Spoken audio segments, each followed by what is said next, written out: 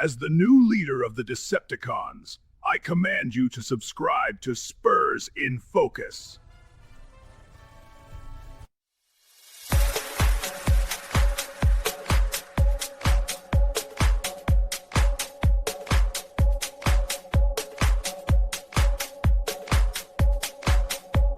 Your San Antonio Spurs picked up a Game 3 win, regained home court advantage. That's right. Yeah, Rudy's clapping. And now they are seemingly in control of the series versus the Minnesota Timberwolves.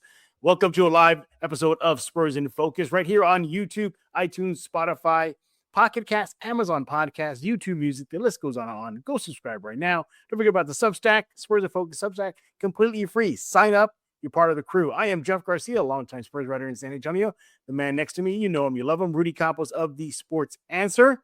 And we are back with a live reaction from Spurs beating the Wolves. It was a close one for most of the game, so the Spurs took control late in the fourth period, beating Minnesota 115-108. We thank y'all for joining us. And if you have comments, leave them in the comment section. We'll read them later on the show. We got a lot to talk about. What went right for the Spurs? Did anything go wrong for them? Yeah, there was a couple of things that did go wrong. And what was our turning point? Standout stats, players that stood out to us, so much more. Join us in just a few minutes. Rudy, how you feeling after the win? I'm feeling really good considering I called 117 to 110 earlier in the Friday drive with you in the Sports Answer. I called 117, 110. If they could only just score 2 more points each, I would have nailed it right on the coffin, man. Nail on the coffin there. But nonetheless, Jeff, yes, I do have a DeLorean. You did ask me earlier. I knew it. I knew you had a DeLorean. Doc gave you that car there. You hit 80 miles per hour, and he took off into the future for Game 3. It was a great win. It was a much needed win. Why? Because historically, the team that wins Game 3 goes on to win the series more often than not. It's like a whopping 90% or 80, high 80s or 90s around there. It is good. In other words, it's a good thing. It's a good thing the Spurs got the W. They have the Wolves on their heels now with Game 4 looming this Sunday. But that's for another episode. We're going to talk about Game 3 right now. Right off the bat, Rudy, I love how the Spurs came out aggressive, took a commanding lead to start the game. I love the focus, loved all that about it. But if we can get the one big bad thing out of the way first, was they blew the lead. They blew the lead. They allowed the Minnesota Timberwolves to come back, take the lead over the young Spurs. I thought momentum was going to swing towards Minnesota for the rest of the game. It did not. The Spurs fought back. They were physical. They answered the call. When Minnesota went on runs, they weathered the storm. The Spurs went on runs of their own. Wemby was being Wemby again. Likely more on him later. You saw everything just work out for San Antonio. The 3-shot was falling. As I mentioned, the physicality was matched. Yes, the Spurs did what they had to do, and they got the home court advantage back. Rudy, what did you see from this team in Game 3? So the Game 3 start to for San Antonio, Minnesota, it's like exactly what happened in Game 2. I mean, they came out strong. I think they were up 14-1 or went on a 14-1 run to start the game. And of course, Minnesota did come back, something that's very expected. You're playing in Minnesota, playing against a hostile crowd. There was some calls, I love that the refs that were allowing them to get physical and not making a whole lot of calls.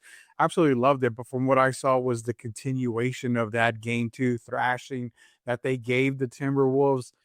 Yes, that's the kind of start that San Antonio needed to see and needed to have.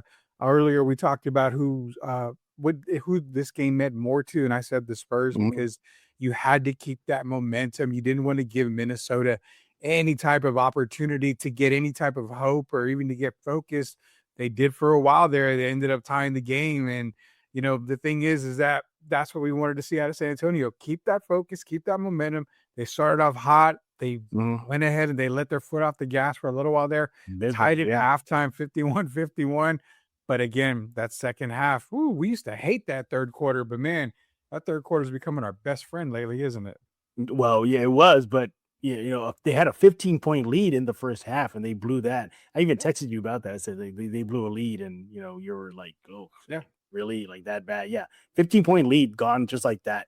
And again, even though the Spurs took a punch and saw their double-figure lead go away, they never wilted. They never wilt. They didn't wilt at all. They held their heads high. They came out with aggression. yeah, as you mentioned, it was tied 51 at half. And look at some of the halftime stats here. The Spurs seemingly in control, out rebounding the Wolves at halftime, 33-26. Yeah. They were, I think we go here going to the free throw line, connecting more on their free throws, 78% to the Wolves, 62%. Everything was going right for the Spurs. Everything was going right for the Spurs. Less fouls than Minnesota at half. Second chance points well in favor of the Spurs. But again, you saw a lot of mental mistakes, some turnovers. More on that later. The Spurs had 8 turnovers at half, and that got corrected pretty fast in the second half, and especially in the fourth period. But you go to the second half where the Spurs took over the game late in the fourth period. 64-57, the Spurs with the advantage in the second half. Yeah. Out rebounded the Wolves 22-21. All in all, it was just a great effort. And what I liked about it too was that your star took over.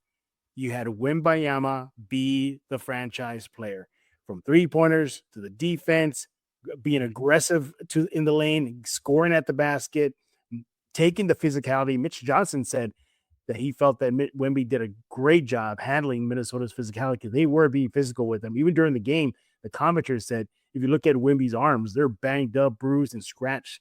Minnesota was doing everything they can to try to slow him down, but he fought through that. Second half, in my opinion, was just all Wemby. Wemby really took control and put the team on his shoulders.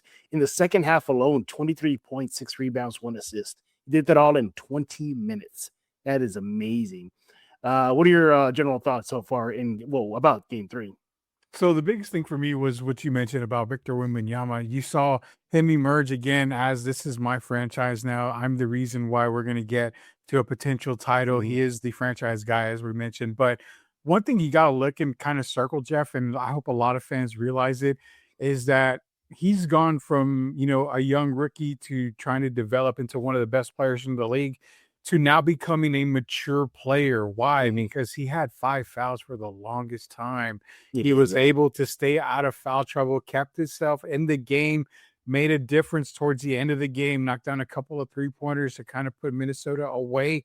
And that shows maturity there, because an aggressive player like Victor Wembanyama, always going for the block, you would have thought, man, maybe they're going to call a foul to give him his 6th foul on one of these block attempts. He showed a lot of maturity there. And also props to Stephon Castle. I mean, he only had 3 fouls tonight. We've been giving him crap the entire series. But again, you saw the dog come out of Steph Castle when he had that little run-in with McDaniels. And again, I love the fact that the refs just said, you know what, double take. Yeah. And let me just say that the playoffs have shown us one thing, that the physicality is coming back. I would almost like the refs to swallow the whistles if players are just pushing each other. No double technicals, just separate them, go to your benches. Let's just keep on playing. But again, what I really liked was Victor Wembanyama's maturity tonight. Yes. Having 5 fouls and proving that he can stay in the game even through foul trouble. Shout out to the guy that I called at the beginning of this series, Keldon Johnson. Jeff, you were giving him against Portland, and I said, it's a matchup thing. It's a matchup thing. He's being back to being old Keldon Johnson off the bench. Great team effort tonight for the San Antonio Spurs. Yeah, absolutely. From Keldon Johnson, the guy you see on the screen there, to Steph Castle, obviously Wemby, more on him in a bit. Devin Vassell, even Dylan Harper, he took one in the back of the head, took a knee. I thought he was going to be out for the game, but he fought through that hit, as well as this guy too, De'Aaron Fox. Hitting key shots, was being aggressive. We had some silly turnovers, but nevertheless, I think he did well, all things considered. Now, with that out of the way, let me give you my 3 big takeaways from the Spurs Game 3 win out in Minnesota. And number one, we hit it the nail. Wemby dominant. He was just dominant. I give you just his second half stats, but if you break it down for the game, he had 39 points, 15 rebounds, 1 assist. He did that all in 36 minutes, and he was a plus 16 on the night. Shot 72% from the field, 83% from the free throw line, and knocking down those 3-pointers. He made 3 of his 5 attempts. Just an all-around beast, obviously blocking shots. We know that. That's what he does. So, and you look at just what he did throughout the game. 16 points of his 39 points came in the fourth period. He came up big for the Spurs when it mattered the most with the game on the line. Continuing there, we talk about turnovers. The Spurs had 0 turnovers in the fourth period, Rudy. They had none. That is huge. Playing smart, valuing the ball, valuing possessions. You got to love that. That's the second biggest takeaway from me. And also, 30-second chance points for the game. They really took that big advantage that the Minnesota Timberwolves have been having, at least so far through the first 2 games, and they just owned it. You're looking at, just second chance points here, as I mentioned, 30-12 for in the Spurs' favor.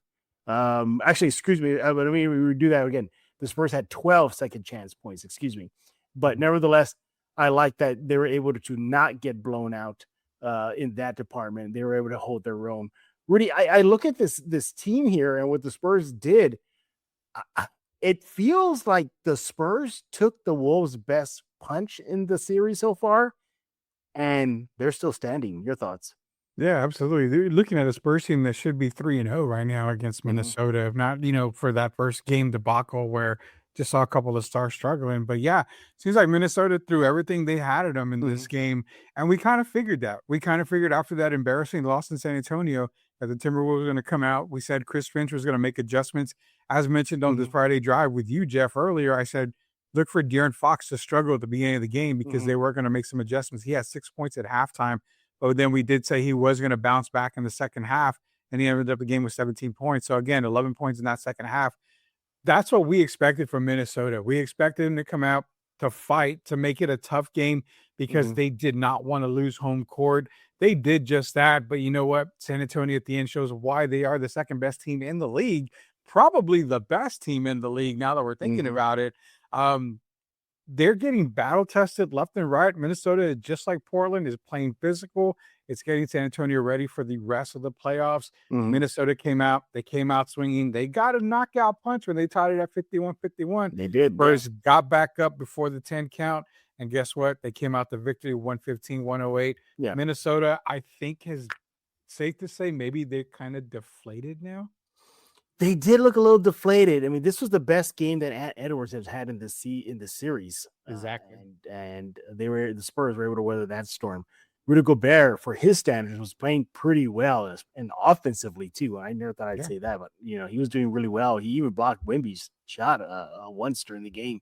Yeah. So it felt like the Spurs took the Wolves' best punch so far in this series, and they're still standing. But I also want to highlight this. Let's get to the clutch moments. Again, this was a back and forth game. This was a punch for punch slugfest, at least for a good chunk of the game until the late fourth period where the Spurs kind of took control of the game. Yeah. But in the clutch moment, late in the fourth period, Rudy, they outscored the Wolves 10-0 in the clutch time situation. Yeah. They out-rebounded the Wolves in clutch time 2-0. Yeah. They had 2 assists in clutch time. The Wolves had none. And they made all their shots in the clutch time, 3 of 3 from the field, while the Wolves went 0 of 2.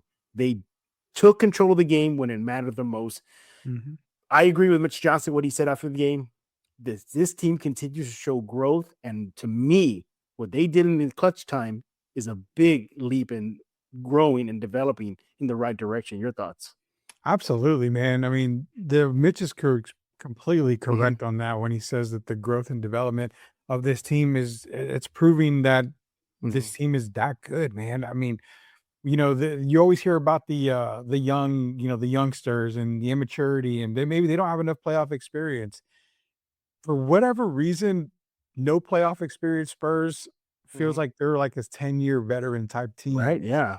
And let's circle the obvious, man, because as great as these players are playing, there's one big reason why, and I'm going to bring it up again to you and see if you agree with it.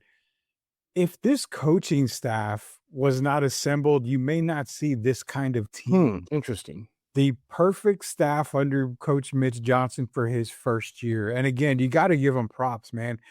Every player in this system has played under a Pop system previously, just about.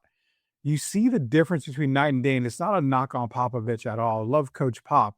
but sometimes different coaches get better out of their players than a previous coach did. And you're seeing that from Coach Mitch Johnson. You see Sean Sweeney on the sidelines giving direction on the defensive side of the ball. This team is a completely different 180-degree turnaround team, and you got to start it with the coach, man. They're doing a fantastic job. They're making the correct adjustments in the playoffs. You saw them come back from Portland, down 15, down 17 to win those games. They've been able to really, honestly dismantle the Minnesota Timberwolves. And let's be real, through 3 games. I mean, it is through 3 games. Right. They've been able to dismantle Minnesota, and it's not always just on the players. It's because this staff is doing a fantastic job of scouting, making the right adjustments, making the right calls. But I will say, the growth of this team, the maturity of this team, I will be one to say I did not expect it this season. I expected a playoff run this season. I did not expect to have championship aspirations this season. Well, they are knocking on that door. They are knocking on that door. 2 more wins, and they get to the conference finals. Yeah, we'll see about that. But it'll be before we continue here. I gotta talk about this too, and I think this gets highlighted through the stats here. sure. Is just how much they trust one another. So for the game now, we're talking about the overall game stats in Game 3, right? The Spurs recorded more assists than the Wolves, 26-22. Okay, fine. You're thinking right now, Jeff, okay, Big Wolf, 4 more assists. But check this out, though. The Spurs, they had a 67% assist percentage. And guess what? Points made off assists. So when they're passing the ball around, finding the guy, they scored 64 points off assisted points. That's huge. That tells me, yes, Wemby dominated, but he can pass out. He can trust his teammates to make the shot. We saw Champagnie hit some key threes late in the game. Same thing with De'Aaron Fox. Same thing with Dylan Harper. I love that stat. That just tells me that this team trusts one another. Your thoughts? Do you remember the so-called beautiful game that the Spurs used to play? Move the ball around, and that's kind of what we're seeing with San Antonio. They're not looking for their best player, Jeff. They're looking for their best available shot, and that's what they're getting. You see a lot of open threes. Champagnie was open on the corner a few times for three. Yeah, was he? You've seen Castle, De'Aaron Fox gets to the lane, makes a dump off pass to Victor. I mean, this team is sharing the ball, and it's something that shows because, again, when you move the ball around, Coach Pop would say, a lot of coaches that do coach that way, when you move the ball around, you have a defender's head on a swivel. They end up losing the ball side of the ball, and you get a whole new world of offense there. So I agree. I mean, they've got to continue to share the ball, and the turnovers aren't even that bad. I'm looking at it right now, and you would think for as much as they move the ball, they only had 10 turnovers total tonight. Like you mentioned, no turnovers in the fourth quarter. When a team moves the ball a lot like that, they tend to make a few mistakes. So far, the Spurs really haven't had it, man. So continue to move that ball around. Continue to look for the best shot, not always a wide open person, but the best available shot. Continue to do a good job for San Antonio. No, we're getting closer to 19 minutes into this live episode, and Rudy Campos has not mentioned Luke Cornett at all. Interesting. Mitch Johnson gave him a shout out. He said what Luke Cornett did in Game 3 and may not show in the stat sheet, but he appreciated Cornett's effort, his steadiness to allow a guy like Victor to take a breather during the game. You've been advocating for this. You've been saying, hey, Cornett, play him more, get some bigs out there. What do you think about Cornett? Yeah, I mean, he only played 11 minutes tonight, 2 points, had a rebound. But again, it's those 11 minutes that allows your star player, Victor, who was in foul trouble tonight, it allows him to get that rest, that extra breather. And you know what? You don't lose anything with Luke on the floor. Still got a 7-footer that can, attack Rudy Gobert, can make it tough for anyone that drives into the lane. So you don't lose anything. This is the reason why he was one of the biggest, if not the biggest, free agent signing in the summer for San Antonio. It was for this reason here. You're able to give Victor a lot of rest. Remember, Victor only played 24 minutes last game. He ended up playing 37 tonight, which isn't too bad. I'm going to say it's not too bad. But again, Cornett, huge signing, man. He makes a huge difference. Safe to say that I think Sunday on Mother's Day, Cornett, I'm gonna put the minutes at about 14 for him for that day, because I think Victor's gonna get a little bit more rest. before we get to our standout player and turning point, et cetera, et cetera. And of course, you guys, we haven't forgot about you guys. Your comments will be read later on in this episode. Steph Castle, you mentioned the big thing about him. He didn't get into foul trouble, well below his averages as far as fouls are concerned. He averages 5. So for the game, he had 3. But we talked about this too earlier today, or I guess yesterday by the time we're listening to this, we're watching this show. Yeah. Should he tone down his aggressiveness? And he didn't. He got in a little bit of a pushing and shoving match with McDaniels there. Was still being that relentless driver. I'm glad he did not tone down what makes him good, what makes him great, is getting to that paint. But what I want to highlight is this. So Castle, yes, he scored. Good job, Castle. But we're talking about assists. He facilitates. So he had 12 assists versus the Wolves in Game 3. But check this out. Of those 12 assists that he passed to, that generated 29 points for the Spurs. Rudy, your thoughts?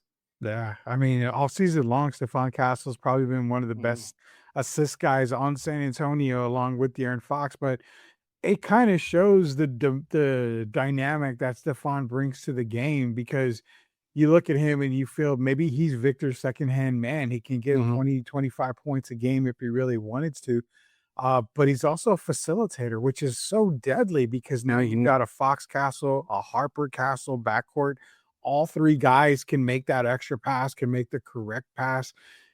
Stephon's making it easier for his teammates like Devin Vassell and Julian Champagny. Once he gets rolling, scores a few points, they've got to keep their eye on Stephon Castle at all times. So what does that do? When he gets the ball, someone's going to be open. And that's what he's doing. He's finding the right guy.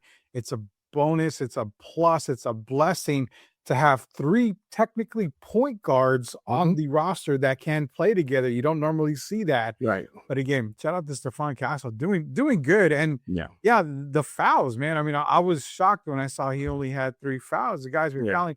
Don't lose the aggressiveness. I think don't lose it. No. I got mad because he fouls a lot, but I also came back and said, you don't want him to lose the aggressiveness. That's the reason why you don't get rid of a guy like a De'Aaron Fox, because you can continue to allow Stephon Castle to be aggressive.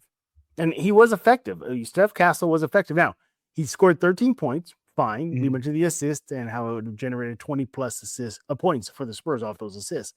He was still a plus 17 for the Spurs, despite the fact that he had an awful shooting night.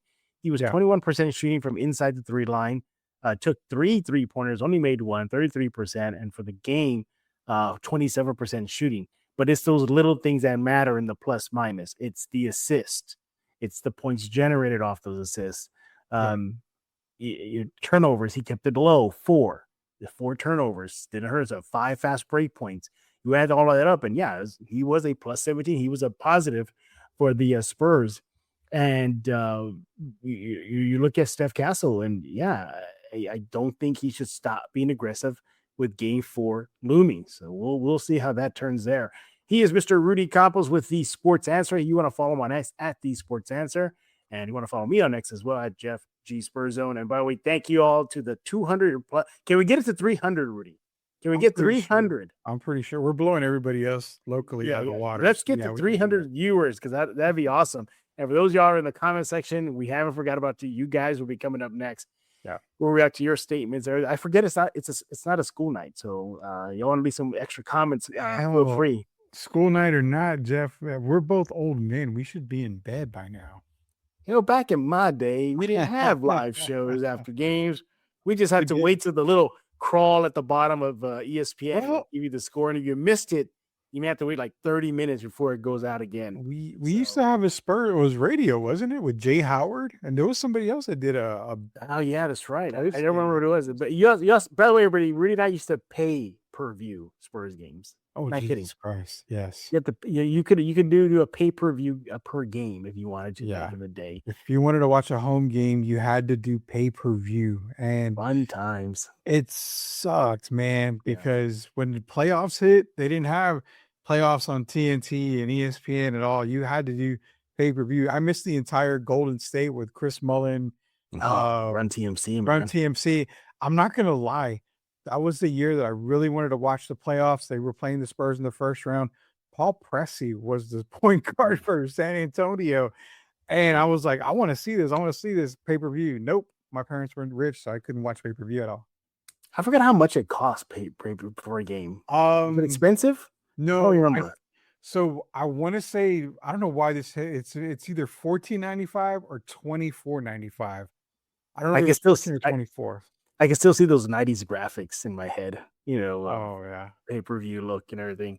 Look fuzzy. That wasn't it Paragon Cable? Paragon. Yes, it was. Yes, it Look was at us. Paragon. Yeah. We're at 300, so there you go, Jeff. There we go. See, talking about old times gives you the viewers, yeah.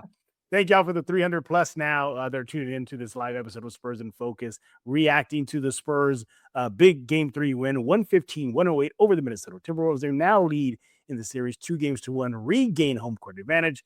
Game 4 is this Sunday, Mother's Day. Hopefully they can give all Spurs fans that are moms a nice gift and have a stranglehold on the series, but let's not get too ahead of ourselves right now. So many things to take away from this Spurs win. I mean, seriously, there really was a lot to take away from Wemby's dominance. More on him in a bit. Gee, I wonder who I'm going to pick for player of the night or standout player. But you just go down the list. Even like Carter Bryant, some timely threes when he was out there. He had 6 points, and let's see, I got it here. Yeah, he had 6 points. He went 2 for 2 from the field. And those 2 shots were from the 3 lines. So it was perfect. And he was a +7 on the night for the team. We mentioned another guy that I think deserves to be mentioned is Devin Vassell. Devin Vassell had himself a solid night with 13 points, 6 rebounds, 3 assists in 36 minutes. He was a +10 on the night for San Antonio.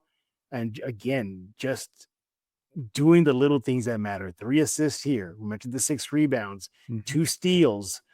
Minimal turnovers, just 1 turnover. Yeah. So everybody just did their part.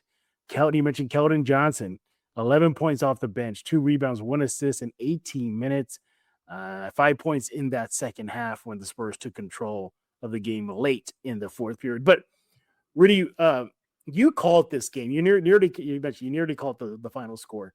Why did you come into this game with that in mind, that the Spurs would have a somewhat of a comfortable win? I had them scraping for a win. You had them kind of, right there with just having a good hold on the game. So the way I looked at it was, after that blowout game, I knew for a fact Minnesota was going to come back and they were going to keep it really, really close. And the way the Spurs came out, I didn't expect them to come out, on a 14-1 run. Yeah, I didn't expect that. Yeah. That would have, you told me that happened, I would have not believed you at all. But what I ended up looking was that Minnesota was going to come in there. We're going to keep it super duper close, in which they did 51-51 at halftime. Spurs came out after halftime. They started to play Spurs basketball game, knocking down shot after shot.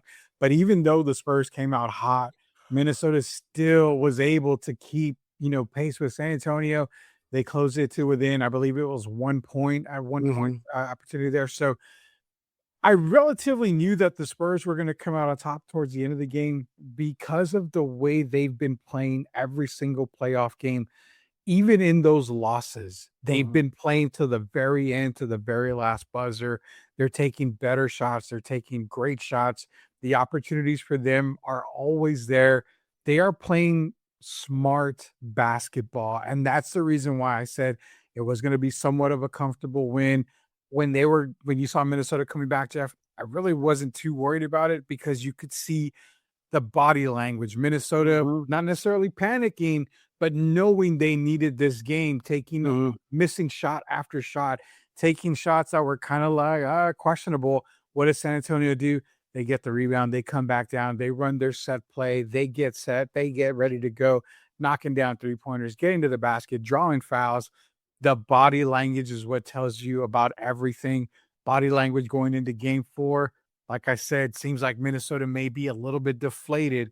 So that's how I knew that it was going to be a comfortable win for the Spurs, just by the body language, man. I mean, after a blowout like that, they were going to come out huffing and puffing at halftime. I fully expected the Spurs to take over the second half, and that's what happened. What do you think about Harper being part of that closing lineup? He was a closer. He technically was a closer for this Spurs team. It wasn't Champagne. It was the rookie Harper. Well, I mean, when you can have 5 on the court, you obviously want to have one of your top 4 guys, which Harper definitely is one of their top 4 guys. I have no problem at all with Dylan Harper being there. Why? Because the coaching staff, his teammates, they trust him. And being there at the end shows that you've got a lot of trust and you've earned that trust. Even as a rookie, they're not looking at you as a rookie. They're looking at you as a veteran type player who in clutch moments and in key moments can make the right decision with the ball in your hand. Dylan Harper came into the NBA as probably the best and the top rated draft prospect I know on my board. Reason being, man, he's a very smart basketball player, very high IQ, knows what to do with the basketball, is very careful. That's why he was out there in the fourth quarter. Yeah, exactly. And you look at the Spurs' best lineup as far as the plus minus is concerned. In that final frame, it was Wembyama, Vassell, Castle, and then there it is. There's Harper. He's there. That unit was a +5 when they were out there. But it's interesting. It's not Barnes. It's not a guy like a veteran that'll do the smart thing. No, it's that guy you see on your screen. He's part of that crew there. All right. I see the comments coming in. We're gonna get to it, but it's time to break down this game a little bit with a little more finer comb here. And let's start out. I always have this game with Rudy, right? He knows what the categories are, but he doesn't know what order I'm going to go in. Yeah. So, Rudy, do you want to pick the category, or do you want me to surprise you? It's a game that we play. It's kind of our tradition. So you surprise me. You know what it is? See what the fans say. Well, so fans, should I drop this on him? Who is his the standout stat, the standout player, or the turning point? You want to leave a comment in there? We'll get a great game. All right. Well, I guess I could work with that. Nope. Do I see any there? No. Okay, then I'm going to take control then. You take control. I'm going to take control. I gave you a chance there, everybody. I gave you a chance. Let's throw this towards Mr. Rudy Campos.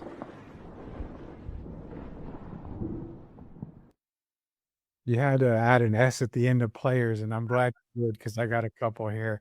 Number one, I got to give credit to my standout player. Is going to be Stephon Castle. Reason he had a double-double tonight, 13 points, 12 assists, added 4 rebounds. Did have 4 turnovers, but I'm going to forgive him, obviously, because he had only 3 fouls in the game. He continued to be aggressive. The refs allowed both teams tonight to play physical. Stephon Castle took it to his advantage. He played physical tonight. Didn't get a lot of the fouls called on him, which is fantastic. He's one of my standout players. My other standout player, Jeff, is a guy that everybody wants to trade left and right, even though there is a -2 in the plus minus tonight. If they hadn't have wanted, you guaranteed he would have been on the trading block by tomorrow morning. That is the Sandman himself, De'Aaron Fox. Why is he the Sandman? Because he comes in at the end of the games and he puts these teams to bed. That's exactly what he did against the Portland Trailblazers. He does that against Minnesota from time to time. De'Aaron Fox tonight, 17 points, 5 assists, 3 rebounds. He had a steal. Only 2 turnovers. Again, short on the turnovers. I love it right there. He was a -2 of all things, but he stuffed this whole stat sheet. But again, De'Aaron Fox is another standout player for me. The backcourt, Fox, Castle. I mean, you can't get any more better standout players than that. I know you got one, obviously. I gave you the easy one. You always give me the hard one. Well, it's not that it's easy. It's just this one's like so obvious. You can't help it. And I don't like obvious. I hate obvious. I mean, but you can't ignore what he did in Game 3. You can't ignore it. He took this team on his shoulders in the game. Yeah, my standout player, I'm gonna go singular for this one, is that guy seeing your screen there, Wembyanyama. What he did in this game, I would call it a coming out party there. He had several of those already, but 39 points, 15 rebounds, 1 assist, and what makes it just fascinating, and he did all that in 36 minutes. And he was a +16 for the Spurs, second highest plus minus behind Steph Castle. But it's just what just does it for me is the fourth period. He just took control of that game. 16 points, 6 rebounds, 1 assist, and he did that in 10 minutes, 10 freaking minutes. In the clutch time, he was clutch. He was a leading clutch scorer with 5 points. 1 rebound, 1 assist in 2 minutes, a +10 in the clutch time situation. They needed him because the game was still close. Minnesota was still within striking distance. And it wasn't for that guy you see on your screen, maybe we're looking at a different ending of Game 3. He is my standout player, Mr. Victor Wembanyama. Look, I couldn't help it. You can't ignore what he did. You can't ignore it. You can't. That one that I think fans would bash us if we didn't say, "Whoa, why y'all ignore about Wemby? See what Wemby did." I think the fans respect the fact that we can pick other players outside of, the obvious ones and make cases for them. And I think that it shows right here with the comment. Great Spurs content. Get those likes up. Appreciate Silver Wolf Ventures, Thank man. you, Silver Wolf. Yeah. I mean, that's the thing is that Victor's going to Victor. And, we talked about it yesterday on the Friday drive when I said Victor's going to have a monster game. It's De'Aaron Fox is going to struggle at the beginning. Fair enough. Victor came out monster game. Do we see it on Mother's Day? There's no way to stop him. And that's the scary part is that Minnesota has a DPOY, Defensive Player of the Year, in Rudy Gobert. And you saw the way he defended the best player. And as I'm saying it, the best player in the league in Nikola Jokic. He makes it so difficult. But now we're starting to see a new player emerge like Victor Wembanyama. Gobert hasn't really figured it out on how to stop him. And yet they're from the same country. They play Olympic basketball together. You would think he'd have some kind of idea on how to guard Wemby. No, he's getting to the point, Jeff, and I know you always gave me crap about it when I said he's not generational. I've said, you know what? My entire head has been peeking out of the bushes. I'm looking at it more. He's getting to be that generational talent very, very quickly. But the thing is that we've never seen a player like this ideally before. We've seen 7-footers knock down threes. We've seen Kevin Durant get hot. We've seen him go between the legs. But yet we've never seen a 7'4" guy do what he does, and it's on both sides of the court. That's it. That's the coup de grace right there. He does it on both sides of the court. Durant does it on one side. Will Chamberlain was dominant, but he didn't have a jump shot. So, I mean, you're getting every single dominant player you've seen in the past 100 years of basketball in just one player. Yeah, you are. You really are. There's a reason why that he's called the alien, and y'all saw it versus the Timberwolves in game 2. All right, the next category we got.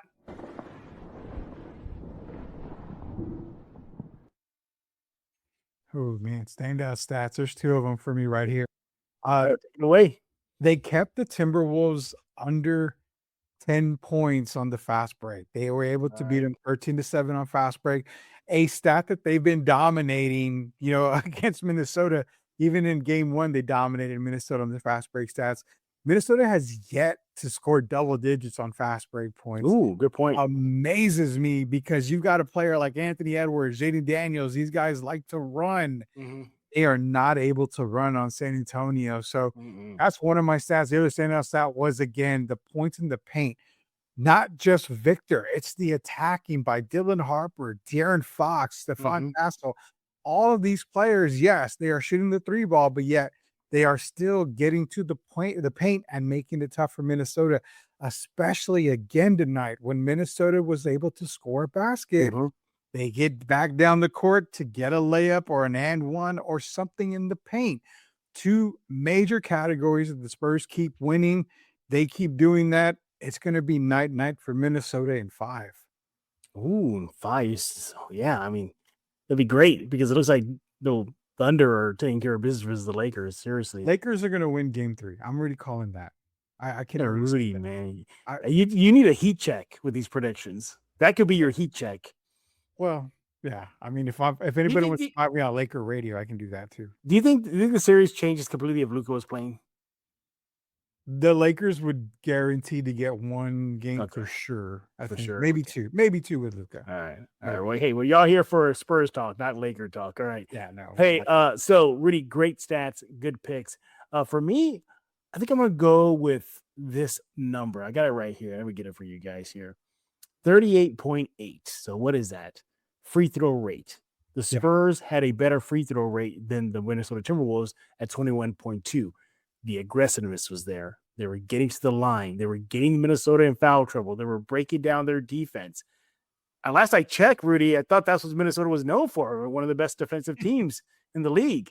Well, this free throw rate shows me otherwise, that they were getting the calls in their favor throughout the game. 38.8% for the Spurs free throw rate.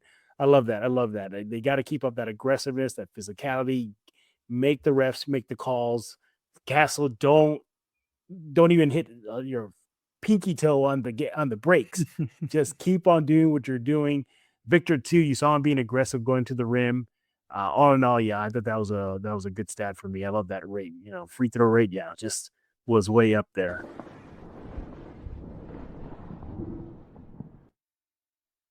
Well, turning point of the game, Jeff. I'm gonna say that you and I. This is a question that you and I both answered.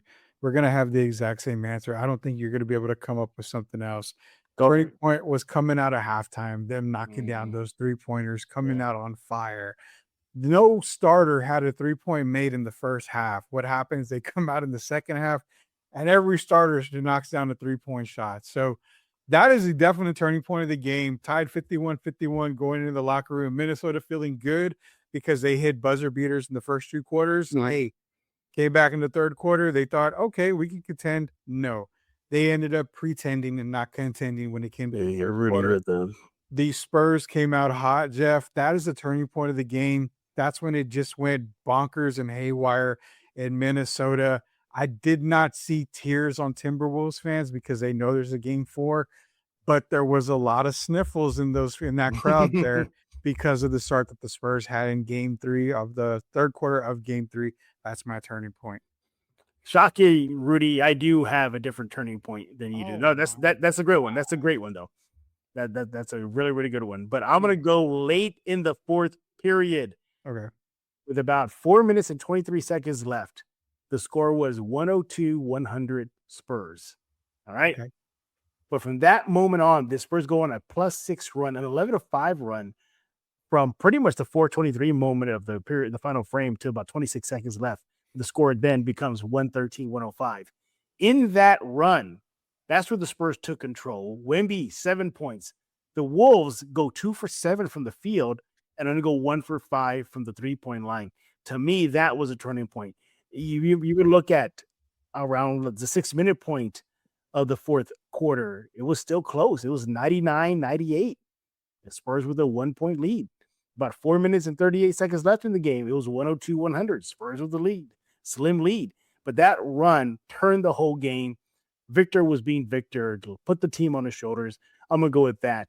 The fourth quarter run to seal the deal. Thanks to that guy you see on your screen right now, Victor Wembanyama, and the rest of the crew there. But what a game, everybody. What a game. Absolutely. We're 2-1 series lead. Rudy, what are the fans talking about right now?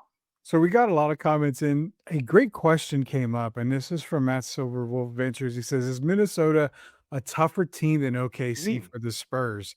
That is an absolute good question. brilliant question. Now, let me rewind the clock here a little bit and said that, before the playoffs started this year, I said your NBA champion was going to come in that part of the bracket, which was Minnesota, Denver, San Antonio, Portland, not so much. But those 3 teams, your NBA champion was going to come out of.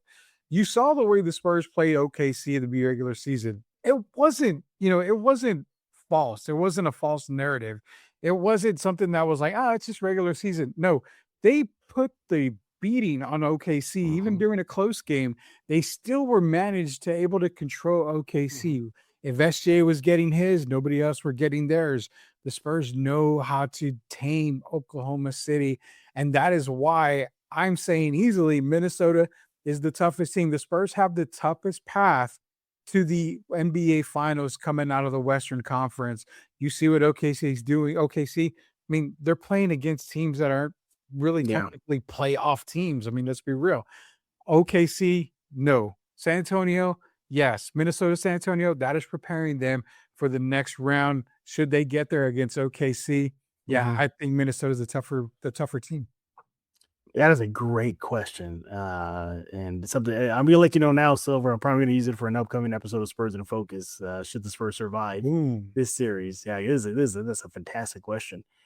I'm gonna have to say, yeah, because they present OKC is not as physical as Minnesota can be.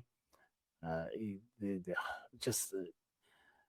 only thing, I don't know. We do want to add the refs in as well on the Oklahoma City side, because that could be a huge part there. That could be a tough Oklahoma City if the whistles go their way all the freaking time.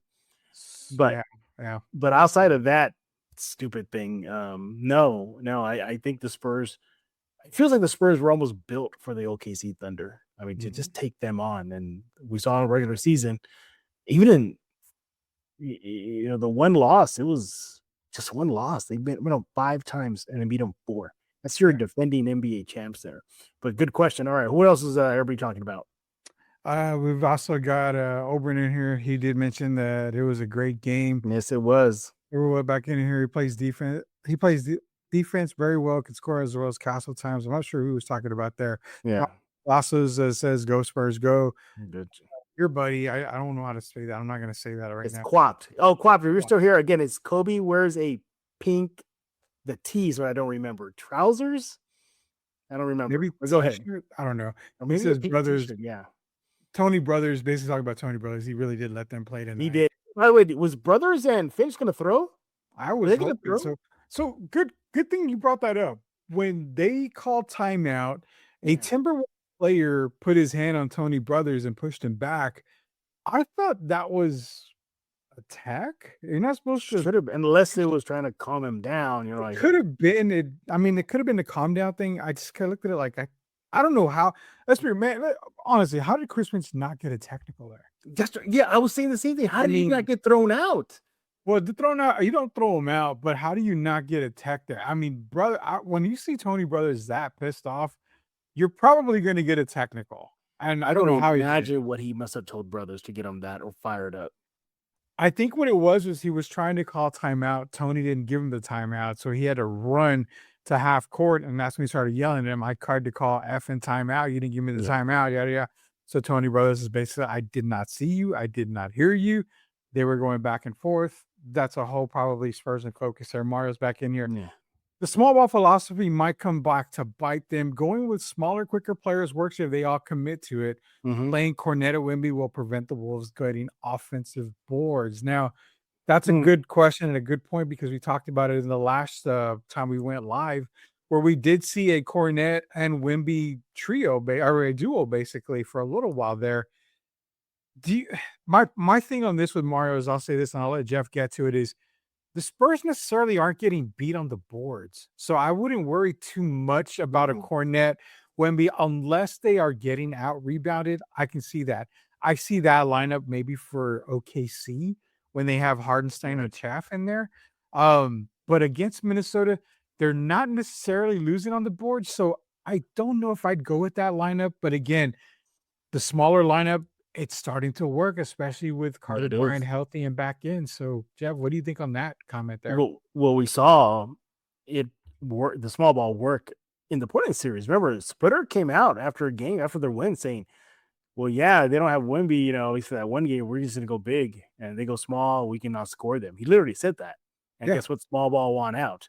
So I think there's something there. The small ball is working right now.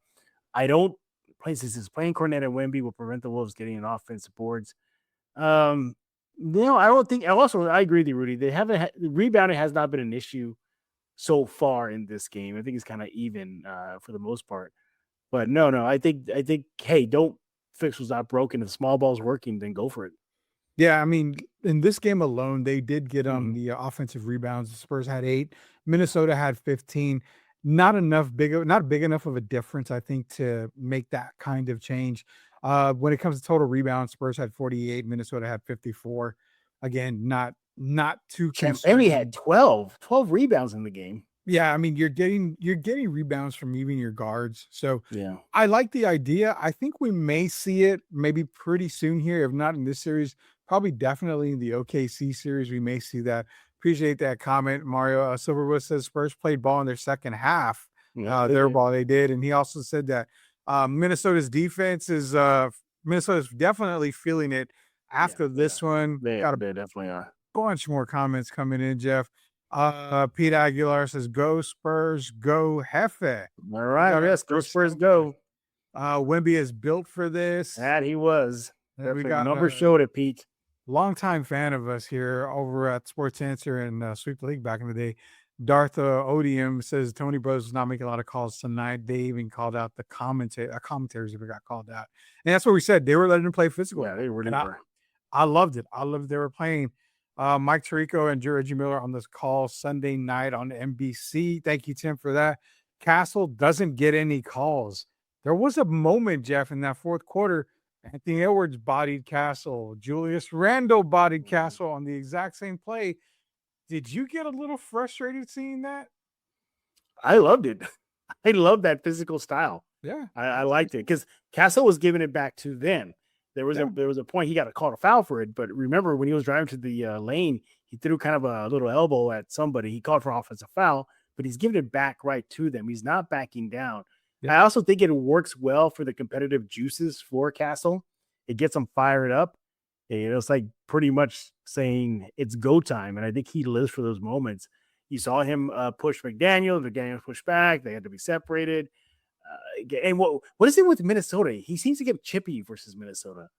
Like you're noticing that he usually that's not his character throughout the regular season to get into scraps or confrontations. But so far through this Minnesota game, he's really gone back-to-back games with back-to-back confrontations. Maybe Timmy got in his ear and said, "I need you to pay back Minnesota from all those Garnett, those Garnett stinky breath moments when he was yelling in Tim's ear and all that stuff." So maybe it's payback for that. I have no idea. No, Garnett doesn't have stinky breath. I don't want to get called out on next for that. Yeah, don't do that. Those are all the comments we got, man, and appreciate it. We were almost at 400 total views, which right now we're so great. We'll go to that time. Definitely will, but it's a late night, man. Everybody's honking right now. Everybody's honking. By the way, if you're out there right now, don't be a knucklehead. Yeah. Don't be a knucklehead. Just enjoy it. Have fun. Just don't do anything stupid out there. Yeah. Rudy might go streaking, everybody. No. He might go streaking down Commerce Street. God, no. I no. I don't have the body to go streaking, and I don't want to blind anybody, for seeing anything that they're not supposed to. We get your streak moment is the reason why they shut it down completely. Yeah, not lighting streets on fire or flipping cars over. Rudy Campos decided to show everybody his birthday suit for his Spurs win. Last time I went streaking was when COVID was around and nobody was in the streets, so nobody could see me. So last time I was streaking was I think it came out of my mom's womb. That was about it. Hey, you want an update? You want an update? Yeah, Darth, they are shooting in my hood. Idiots. Are you being serious, Darth? Or are you just saying that just like, for reals? I mean, I've known Darth since high school, so I don't know. I might. Sure, it's not fireworks. You maybe just double check it's not fireworks. I think it's the South Side, Jeff. You know about the South Side more than anybody. Yes, I do know about the South Side. I hope it's not the South Side. I really, really hope. Oh, we got a couple more comments. Another comment coming in. What does that say? And tell Adam Silver to put the games on NBC instead of Prime Video. I don't know. Yeah. I mean, by the way, good news about the next game. It's early. Everybody, it's 6:30. So I thought it was at 4. I thought it was at 4. Yep, there you go. Let me double check. Maybe I got the. No, it's at 6:30. But originally I thought it was at 4.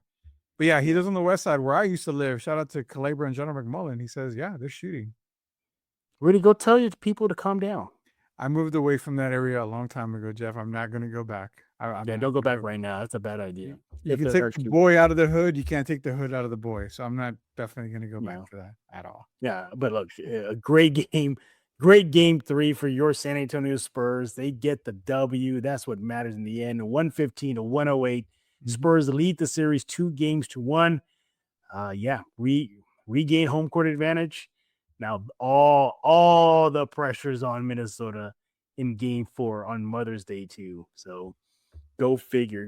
By the way, if you're in San Antonio, the city of San Antonio is hosting its own watch party.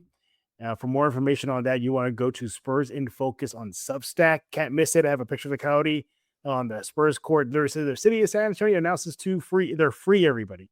They're free. Go check it out. Spurs In Focus. If you want to go hang out with your fellow Spurs fans, or maybe take mom out and check out the game with her for a while. So there's that as well. So go check it out. Again, if you're out right now in San Antonio celebrating, don't be dumb. All right. Don't be shooting. All right. That's it. Oh, well, Omar is clarifying just to make sure we got the right stuff here. Fireworks on the west side. John McMullen Commerce. Go Kennedy Rockets. Yeah. Shout out to John McMullen, man. I'm a kid from the mean streets of I'm a kid from the mean streets of John McMullen and Culebra. So I lived right there Well, down the street from St. Mary's. You know St. yeah, Mary's. I mean, come that was my hood for 4.5 years when I was at St. Mary's. you were down the I, street I from me, still man. I still where I would go to the Fred's Fish right there on Culebra at the Mhm. corner. Fred's Fish next to the car wash. Next to the car wash, right? And then I remember I lived on campus, even though I lived in San Antonio. Yeah. But there was like almost like I don't want to say a swamp, but like a very non-kept, high, tall, grassy area. And Mhm. we had some of the administrators tell everybody who lived in that dorm near it, saying like, "Be careful for rattlesnakes." So that's why they're called the St. Mary's Rattlers. There's literally rattlesnakes where I live there. Original Henry Puffy's taco right there. Yeah, that's right. It was right there on the corner. Yeah, it moved, right? It didn't get shut down, right? No, it's still there. It is It's still still there. there? They Okay. opened up another location, but yeah, it's still there. Man, that was like the mecca of grocery stores, Jeff, because you had Handy Andy, you had an Albertsons, and you had a Kroger back in the Mhm. day, all in that little area for Bandera and St. Cloud, I think is what it was. I used to walk to Woodlawn Lake because St. Mary's was just right down the street to Woodlawn Lake. Yeah, it You wasn't go, too far. it wasn't too far. I would walk and just kind of chill out there and Yeah. whatnot. We got a couple more comments. Okay, there we'll go. Okay. Somebody's reacted to shirtless Rudy. Rudy will run shirtless when Duke wins the national championship. Tim Gonzalez is a big Duke fan, and Tim knows I hate Duke so much. The reason to bring that Okay. up. I think the Wolves and OKC are both the same in physicality. The difference is the refs let them play defense while they don't let their opponents do the same and make the team adjust to their D. And he does mention OKC is trash all around. So, yeah, a lot of Yeah. comments. Yeah, good show, everybody. Good show. I'm purposely delaying because I want to see that number hit to 400. Rudy, I'm sorry. I just want to see hit for it. Henry Robitaille, look at it, Woodlawn and Barrendere. Yes, that was. Still there, the original. Yeah. The original. Okay, there you go. 400. I think. Okay, there we go. Yeah, but now I can drop the mic now. Okay. We appreciate y'all and all 400 of y'all tuning in right now as we close this live episode of Spurs in Focus. Again, go subscribe right now. That can be on YouTube, YouTube Music, Amazon Podcasts, iTunes, Spotify. The list goes on and on. Substack, Spurs in Focus Substack is completely free. Go check it out right now. Become a subscriber. Be a part of the crew. That guy on your screen, he is Mr. Rudy Campos. Not going to go streaking. Sorry, ladies of San Antonio. But Rudy, what's going on with the answer? Sports Answer, man. Our main show is now the Friday Drive. Every single Friday, myself, Derek Irvin, you'll catch Jeff on there from time to time. We've also got other content coming out as well. NBA playoff talk. We're going to do some shorts for you guys out there. We'll have a couple of Box Score Studio and Sports Answer collaborations coming out very, very soon. And again, you can go to Answer Now TV, hit that subscribe button, where not only you will find Sports Answer and the Friday Drive, you also catch Spurs in Focus as well. So we got a lot going on, man. It's playoff time. And I have to admit, WNBA season just tipped off, I think, tonight. Right? So there's going to be more WNBA talk. There's going to be some NFL talk coming up because camps are opening up. So yeah, a lot of stuff. Hey, I don't know if you want to talk about this next time, but lottery is this weekend. This Sunday. Ooh, that's right. The lottery. Yeah. So there's a lot of interesting scenarios there. So keep an eye on the lottery, man. Yeah, don't forget, we'll probably do some SA Toros talk, but it'll probably be on Rudy's side of the of the field here. The pro team in San Antonio, the new pro team, just revised, is kicking off their season in just now 16 more days. Yeah. So apparently there's a party at Rudy's tonight. So everybody go to Rudy's house. Leave the guns at home, please. Yeah, leave the guns at home. All right. Well, that puts a wrap on this episode or live episode of Spurs in Focus. Again, subscribe. What are you waiting for? Go to YouTube, hit subscribe. Spurs in Focus Substack, go hit subscribe. Podcast, you can go to Apple, iTunes, Spotify. You know where to go. Go subscribe right now. Maybe we'll be back on Sunday, depending on the schedule. It is Mother's Day. But after the game is over, there's a chance that myself and Rudy might be live. If not, we'll have an episode for you ready to go on Monday to recap game 4. Hopefully it's a 3-1 lead at that time, but we shall see. Crossing fingers. Before we let y'all go, happy Mother's Day to everybody. Make sure to go say hi to your mamas. Don't forget to run on Sunday. Yeah, even if it's a quick hello, call, spend some time with her. They're again happy Mother's Day to all the moms that could be listening or watching this episode of Spurs in Focus. So for Mr. Rudy will not go streaking Campos, my name is Jeff Garcia, and now you're in focus with Spurs in Focus.